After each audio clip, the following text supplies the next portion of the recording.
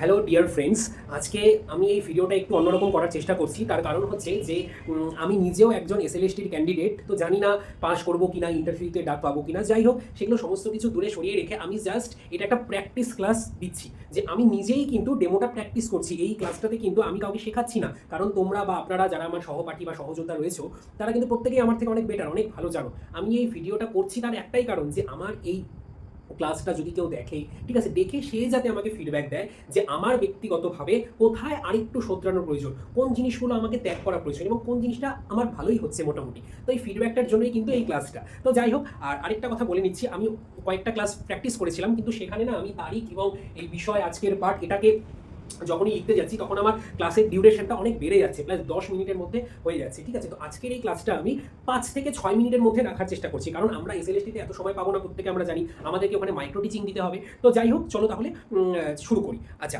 আজকে যেটা আমি করব সেটা হচ্ছে ক্লাস 11-এর একটা টপিককে আমি পড়াবো। ঠিক আছে, তো তোমরা ফিডব্যাক দেবে কিন্তু। ঠিক আছে, আচ্ছা, প্রথমেই যখন আমি ক্লাসে ঢুকবো কি করব না করব সেটা দিয়েই কিন্তু আমি একদম মানে ইন্টারভিউর সময় আমি যা যা করবো সেটাই আমি করার চেষ্টা করছি। ঠিক আছে, তো চলো স্টার্ট করি। আচ্ছা, হ্যালো ডিয়ার স্টুডেন্টস, কেমন আছো তোমরা? আশা করি ভালো আছো। কেমন পুজো কাটলো বলো? পুজো কেমন কাটছে? ভালো কাটছে? হ্যাঁ হ্যাঁ, আমারও কিন্তু ভালো কাটছে। আচ্ছা আচ্ছা, পুজোতে এবার বাইরে ঘুরতে গেছিলে তোমরা, না নিজের জায়গাতেই ঘুরেছো? আচ্ছা আচ্ছা আচ্ছা, ঠিক আছে, চলো তাহলে প্রায় 1 মাস তো আমাদের ছুটি ছাড়া কাটলো। ঠিক আছে, এবার আমরা আবার আমাদের জীবনের নিত্যদিনের চাকাটাকে ঘোরাই। ঠিক আছে, চলো তাহলে আজকের থেকে আমরা আবার তোমাদের নতুন সেমিস্টার শুরু হলো। তোমরা তো একটা সেমিস্টারের পরীক্ষা দিয়েছো অলরেডি, ফার্স্ট সেমিস্টার, তোমরা সেকেন্ড সেমিস্টারটা শুরু হলো এবার থেকে। চলো তাহলে সেকেন্ড সেমিস্টারটা আজকে আমরা শুরু করবো, গল্পের মতো করে শুরু করবো। ঠিক আছে, আচ্ছা, তোমাদের সেকেন্ড সেমিস্টারে একটা ইউনিট রয়েছে বা একটা গ্রুপ রয়েছে, গ্রুপ ডি নামে। কি গ্রুপ ডি? ঠিক আছে, সেখানে কি আছে বলো তো? সেখানে আছে প্রি ইন্ডিপেন্ডেন্স পিরিয়ডে শিক্ষা ব্যবস্থাটা কীরকম ছিল।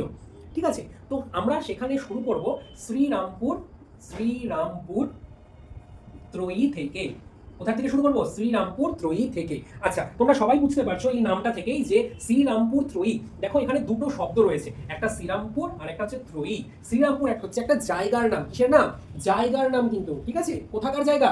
আমাদের ওয়েস্ট বেঙ্গলেরই হুগলিতে এই জায়গাটা আছে। আর ত্রয়ী বলতে বোঝানো হয়েছে 3জনকে।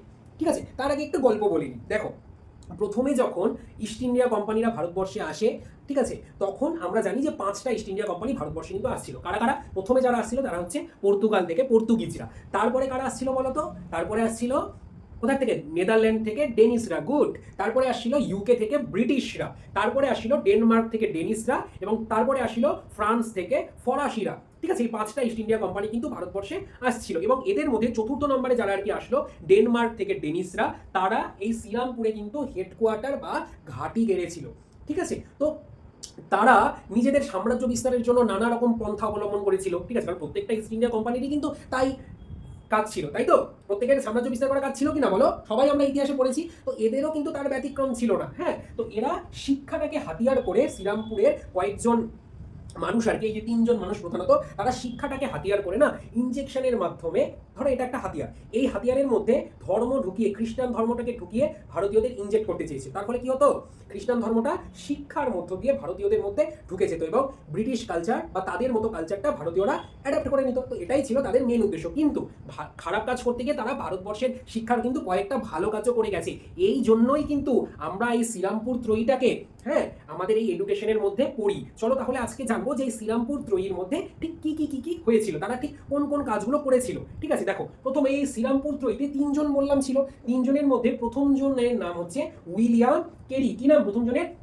William Carey. নামগুলো কিন্তু অবশ্যই মনে রাখবে। ঠিক আছে, এই উইলিয়াম কেরি ছিল একজন ধর্ম প্রচারক। কি ছিল?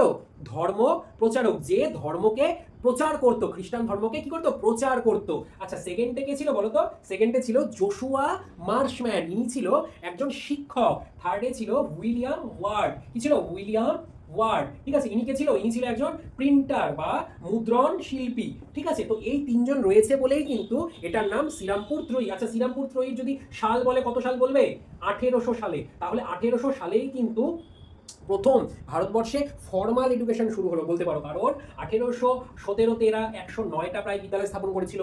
1818তে গিয়ে 111টা হলো। 1818তে 15ই জুলাই শ্রীরামপুর কলেজ তারা স্থাপন করলো। তো যাই হোক, ফর্মাল এডুকেশন কিন্তু এবার হচ্ছে ধীরে ধীরে। এবং এই যে উইলিয়াম কেরি ছিল কি না, উইলিয়াম কেরি ইনি ফোর্ট উইলিয়াম কলেজ সেই সময় হয়, লর্ড ডালহৌসি ফোর্ট উইলিয়াম কলেজও কিন্তু স্থাপন করে এই 1800 সালে। এই ফোর্ট উইলিয়াম কলেজের একজন অধ্যাপক ছিল, ভারতীয় অধ্যাপক, তার নাম ছিল রাম বসু।